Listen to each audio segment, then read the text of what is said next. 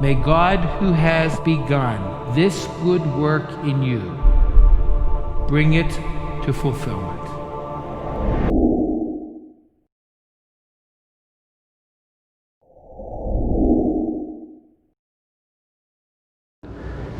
Whenever we're discerning a vocation, whether it's to the priesthood or to the religious life, and whether it's even to marriage or to single life, the whole idea about embracing, discerning that call is about conforming our lives so that we look more and more like the image of God's Son.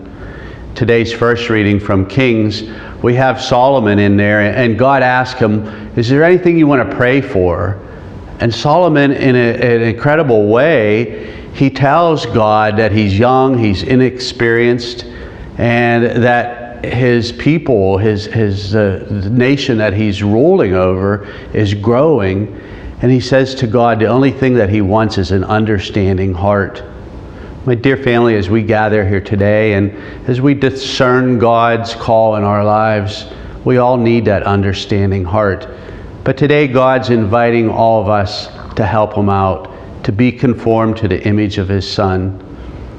Today, the Gospel of Matthew, it talks about 3 different parables and how we can do it.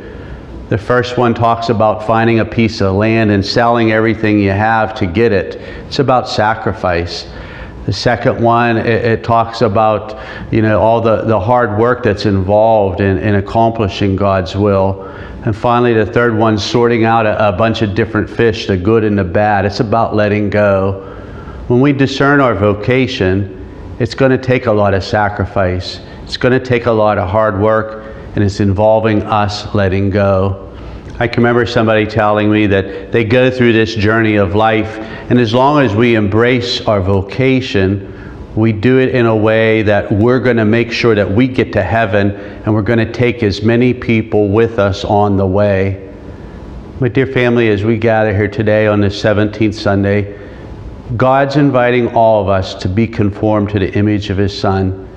As we discern what that means to us and into our individual lives, let's ask him to give us an understanding heart so that we can go through this journey of life looking more and more like his Son, working hard to get to heaven, and taking as many people along the way with us to be one day with him in that incredible place called heaven.